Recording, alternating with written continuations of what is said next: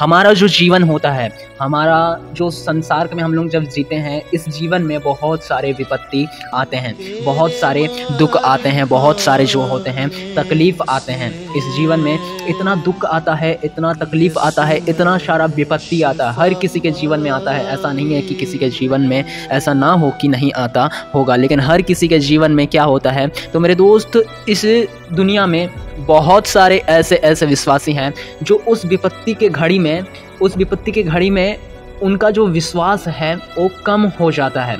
उनका विश्वास धीरे धीरे जो होता है वो टूटने लगता है, गिरने लगता है। तो मेरे दोस्त, कुछ ऐसा वचन इस वीडियो में मैं आपको बताऊंगा जो उस विश्वास को बहुत ही ज़्यादा मजबूत बना के रखेगा, है ना। विश्वास में और ज़्यादा आगे बढ़ सकते हैं। विपत्ति के घड़ी में ऐसे कुछ वचन हैं जो चीज़ आपको सुनना चाहिए। तो मेरे दोस्त, ऐसा कौन कौन सा वचन है हम लोग देखते हैं कि हम लोग को ऐसा जो है ना, जब विपत्ति में हम लोग पड़ जाते हैं तो बहुत सारे ऐसे विश्वासी होते हैं जो दूर हो जाते हैं, प्रभु को छोड़ देते हैं। तो उनके लिए ये वाला वीडियो है। तो चलिए मेरे दोस्त, इस वीडियो को शुरू करते हैं।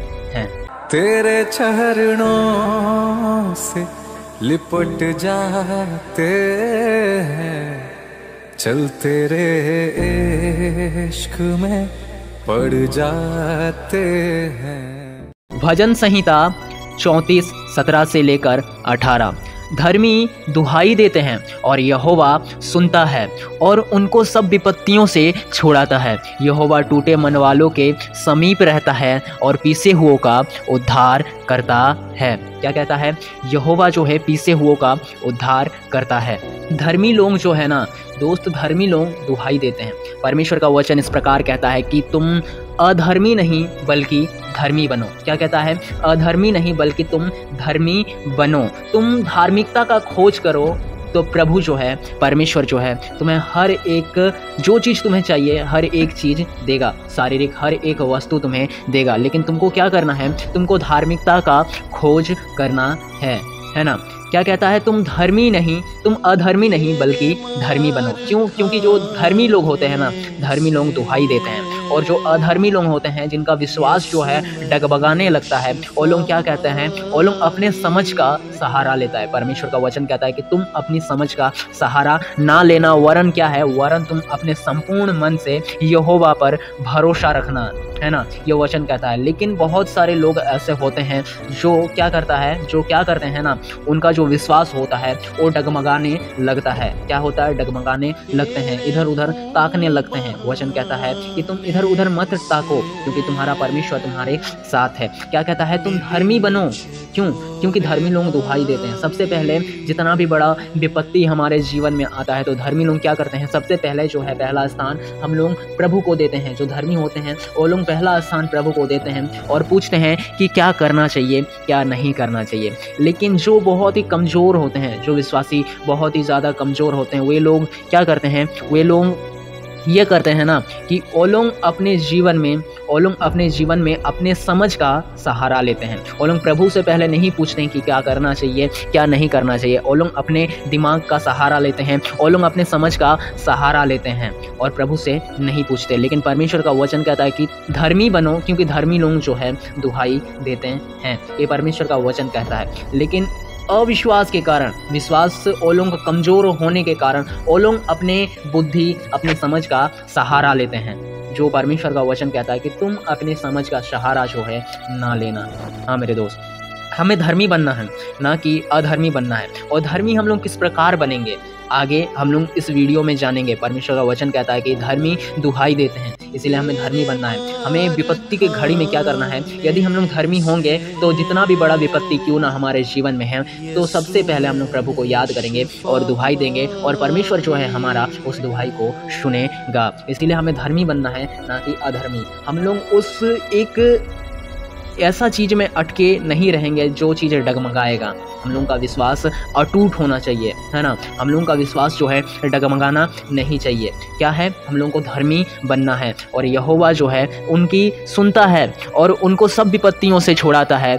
यहोवा टूटे मन वालों के समीप रहता है और पीसे हुओं का उद्धार करता है। तो मेरे दोस्त, अगला वचन यह कहता है, व्यवस्था विवरण 31:6 में लिखता है, तू हियाव बांध और दृढ़ हो, उनसे ना डर और ना भयभीत हो, क्योंकि तेरे संग चलने वाला तेरा परमेश्वर यहोवा है। वो तुझको धोखा ना देगा और ना छोड़ेगा। क्या कहता है? तुम हियाव बांध और दृढ़ हो। क्या उस विपत्ति के घड़ी में हर किसी के जीवन में, जिस प्रकार मैंने आपको बताया कि हर किसी के जीवन में विपत्तियां आते हैं, बहुत ही कठिन ऐसा समय आता है जब हम लोगों का विश्वास जो है डगमगाने लगता है। लेकिन यहाँ परमेश्वर का वचन कहता है कि तुम हियाव बांध और दृढ़ हो, और ना उनसे डर और ना उनसे भयभीत हो। उन विपत्तियों से नहीं डरना है, ना ही उन विपत्तियों से भयभीत होना है। क्यों नहीं होना है, क्यों नहीं डरना है और क्यों भयभीत नहीं होना है? क्योंकि तेरे संग चलने वाला तेरा परमेश्वर यहोवा है, ये वचन कहता है। और क्या कहता है? वह तुझको धोखा ना देगा और ना छोड़ेगा। इसलिए मेरे दोस्त, विश्वास करना है। हमें परमेश्वर कहते हैं कि तुम हियाव बांधो और दृढ़ हो जाओ, और डरना नहीं है, घबराना नहीं है। और क्या कहता है? कि तुम धर्मी बनो, क्योंकि धर्मी लोग जो है दुहाई देते हैं। हम लोग डरना नहीं है, घबराना नहीं है। जितना भी बुरी परिस्थिति क्यों ना हो अपने जीवन में, जितना भी कठिन परिस्थिति अपने जीवन में क्यों ना हो, पहले हमें धर्मी बनना है और हमें दुहाई देना है, तो प्रभु जो है हमारा सुनेगा। तो मेरे दोस्त, अगला वचन कहता है, अगला वचन में लिखता है यूहन्ना 14:26 से लेकर 27 में। क्या कहता है? यूहन्ना 14:26 से लेकर 27 में इस प्रकार लिखा है, परंतु सहायक अर्थात पवित्र आत्मा, जिसे पिता मेरे नाम से भेजेगा, वह तुम्हें सब बातें सिखाएगा, और जो कुछ मैंने तुमसे कहा है वह सब तुम्हें स्मरण कराएगा। मैं तुम्हें शांति दिए जाता हूँ, अपनी शांति तुम्हें देता हूँ। जैसा संसार देता है मैं तुम्हें नहीं देता। तुम्हारा मन ना घबराए और ना डरे। क्या कहता है? परंतु सहायक अर्थात पवित्र आत्मा।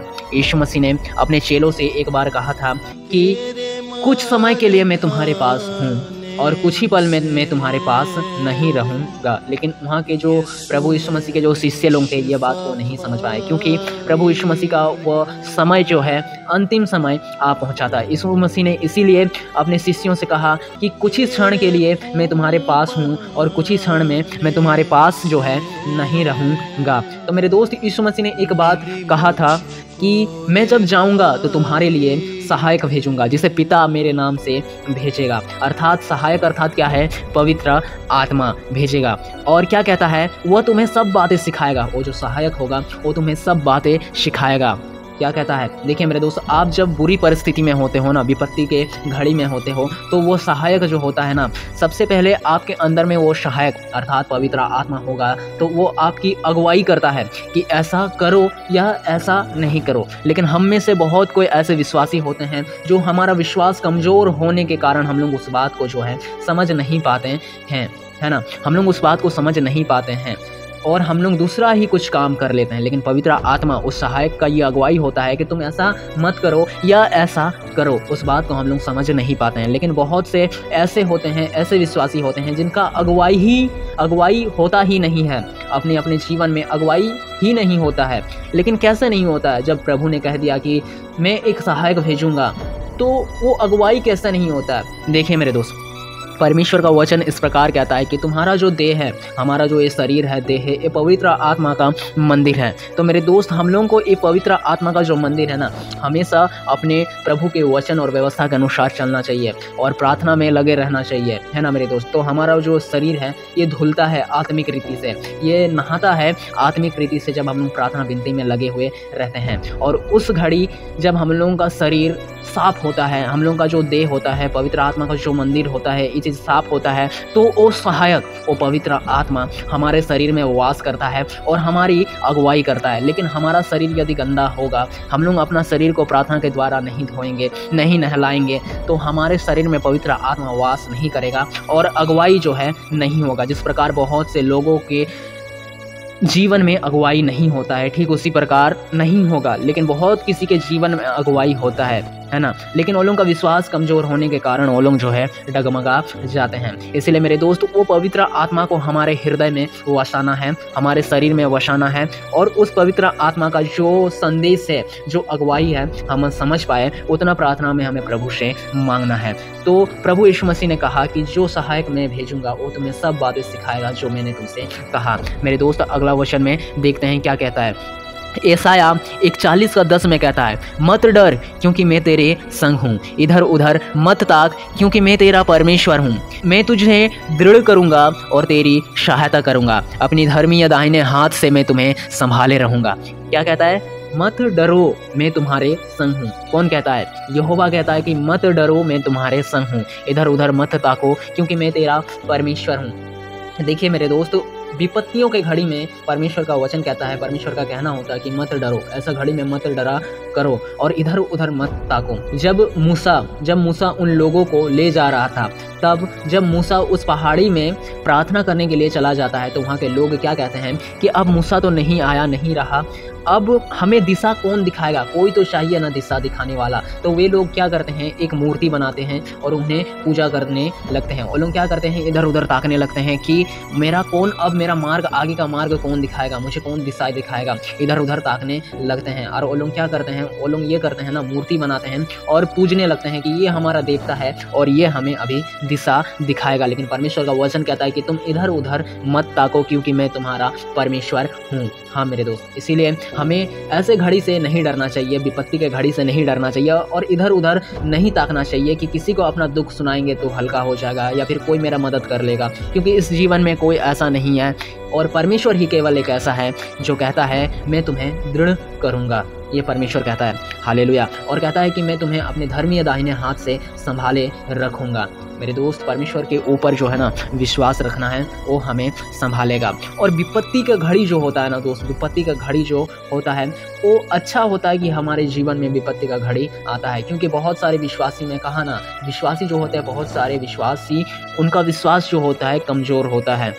तो वो लोग क्या करते हैं, जैसे ही वो लोग को संसार का सुख मिलने लगता है ना, प्रभु को वो लोग भूल जाते हैं। क्या करते हैं, प्रभु को वो लोग भूल जाते हैं। लेकिन जब विपत्ति आता है तो प्रभु का नाम पुकारने लगते हैं कि हे प्रभु मुझे बचाइए, हे प्रभु इस जगह से मुझे निकालिए, हे प्रभु इस दलदल से मुझे उभारिए, इस प्रकार। तो मेरे दोस्त, अपने अपने जीवन में विपत्ति का आना भी बहुत ही अच्छा होता है, क्योंकि विपत्ति का मार्ग जो होता है, जो विपत्ति होता है ना, जब हम लोग का मन टूट जाता है, जब हम लोग का मन टूट के बिखर जाता है, तो उसी दुखी मन में परमेश्वर जो होता है, परमेश्वर के सामने हम लोग अपने आप को रखते हैं और प्रभु के सामने हम लोग अपने आप को पाते हैं। ये बहुत ही अच्छा मौका होता है मेरे दोस्त। प्रभु जो है ना, परमेश्वर जो है ना, वो होम बलि या मेल बलि से प्रसन्न नहीं होता, लेकिन परमेश्वर का वचन कहता है कि टूटा हुआ मन जो है वो परमेश्वर के योग्य बलिदान है। इस जगत के लोग हजारों रुपया खर्चा करके मेमना सबको, बकरियों को, खस्सी सबको चढ़ाते हैं, बलि देते हैं, हजारों रुपया खर्चा करके, लेकिन परमेश्वर उन सब चीज़ों से खुश नहीं होता। बस आपका जो टूटा हुआ मन है, आपका जो बिखरा हुआ मन है, वो परमेश्वर का वचन कहता है कि आपका टूटा और बिखरा हुआ मन ही जो है परमेश्वर के योग्य बहुत ही बड़ा बलिदान है। आशा करता हूँ मेरे दोस्त, मैंने जो कुछ भी इस वीडियो में आपको बताया आप समझे होंगे। चलिए, प्रभु परमेश्वर आपको संभाले, इस वीडियो के द्वारा, इस वचन के द्वारा आपको मसीही में और ज़्यादा मजबूत बनाए। चलिए, प्रभु परमेश्वर आपको संभाले रखे और अपने धार्मिक दाहिने हाथ से संभाले रखें। आमीन। तेरे चरणों से लिपट जाते हैं, चल तेरे इश्क में पड़ जाते हैं।